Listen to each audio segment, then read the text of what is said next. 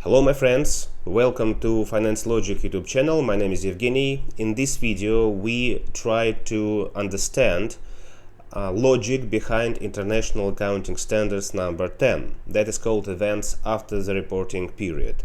As usual, all in finance world, everything is subject to logic, and if we understand this logic, we perform better. So let's begin.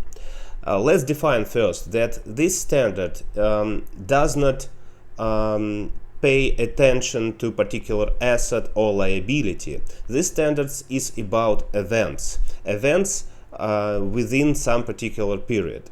First, let's define what are events after the reporting period. Here we have two important dates. First date is our reporting date, usually 31st December or it could be 31st March, it depends on particular country and particular company. And another date is date when financial statement is authorized by shareholders. Usually by shareholders, it depends on some legal features of particular country or company. So the main idea is that between these two dates, we are in process as accountants. We are in process of financial statement preparation as of reporting date.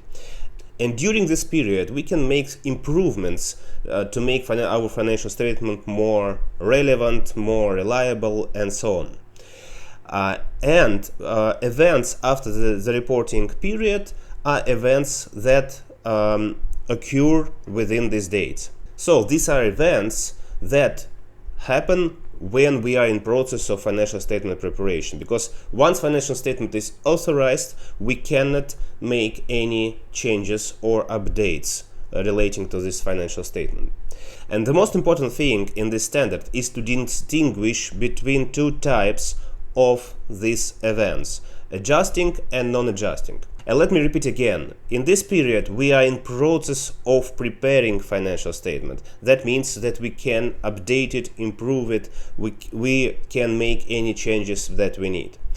Let's see what are adjusting and not adjusting events. Adjusting events are evidence of a condition that existed at the reporting date. It means that adjusting event provides us some information about an element that exists at the reporting date. And once it's called adjusting, we need to do something about it. We need to update our financial statement. Adjusting event provides us information about something that we have at the reporting date, about some estimation of some asset, some liability. We will see examples very soon.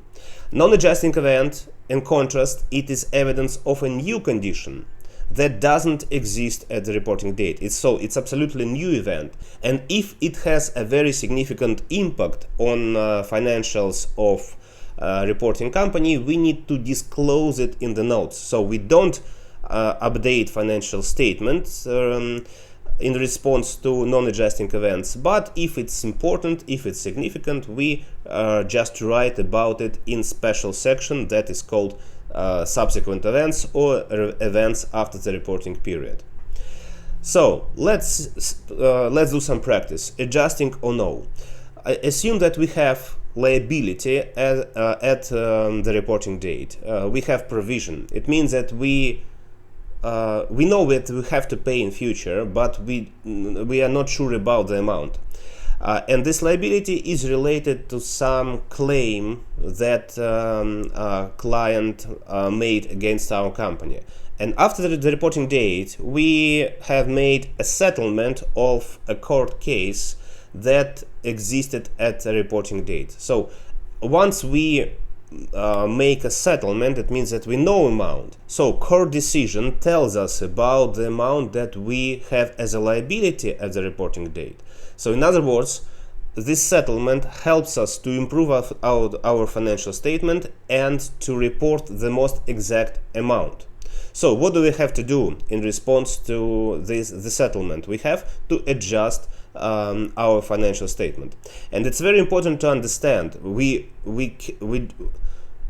don't say here that we correct our financial statement. We update it because our financial statement is in process of preparation and the event is adjusting.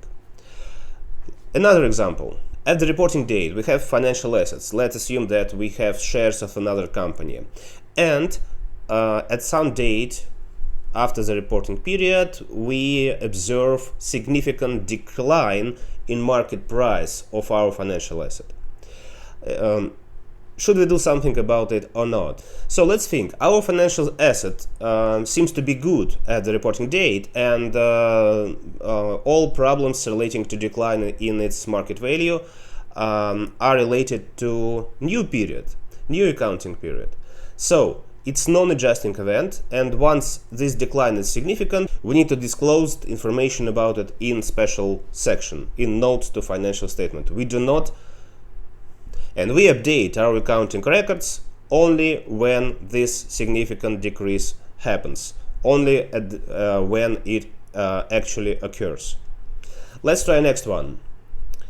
At reporting date, we have inventories in our stock. And after the reporting date, we sell these inventories, unfortunately, with loss. Standard says that in this situation, if we don't have any other improvements, this sale of inventories with loss is indicator of problems that already exist at the reporting date. So it means that the problem exists at the reporting date, and we should do something about this inventories as of reporting date. We should create provision, we should write off its value. So this sale is adjusting event because in most cases, in 99% situations, the sale of inventories with loss is indication that we already have some problem at the reporting date. If you are not okay with this example, let's take a look on the next one. Again, we have an inventories, and we sell damaged inventories with loss, damaged by fire, and fire is after the reporting date. So in this case, we have clear evidence that decline in value of our inventory, that our loss is related to next reporting period. So we have a normal inventories at the reporting date, no problems. So in this case, we have a clear indicator that problem does not exist at the reporting date. This problem comes with fire, and fire happens after the reporting date.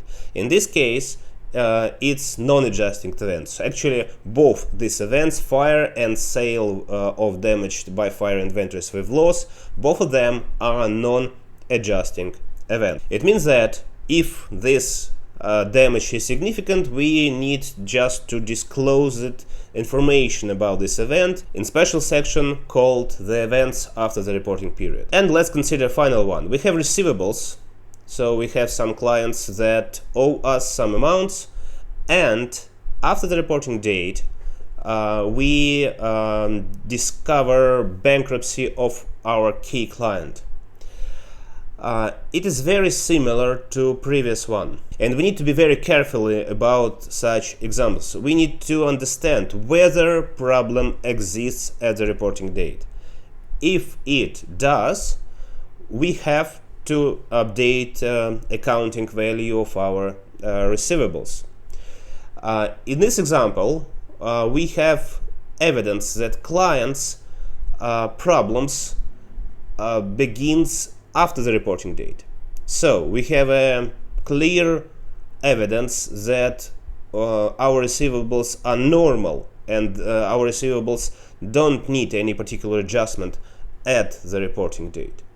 If we don't have this evidence, if we don't have a clear evidence that client problems begin after the reporting date, it would be adjusting event. In this case, this is non-adjusting event, and we may disclose it in the notes or do nothing about it if it's not significant. So now let's make a summary of what we have discussed. It's very important to distinguish between adjusting and non-adjusting events after the reporting date, because adjusting events require because adjusting events require action from us, we need to update our financial statement, because adjusting events clarify accounting estimates of an item that already exists as of reporting date. In contrast, non-adjusting events are new events, and the only thing that we may do about them is to write about them in notes to financial statement if they are significant. So we are done now. Hope that this video helped you to improve your understanding of logic behind International Accounting Standards number 10. If you find this video useful, subscribe to my channel, and let's study finance through logic together. See you next time.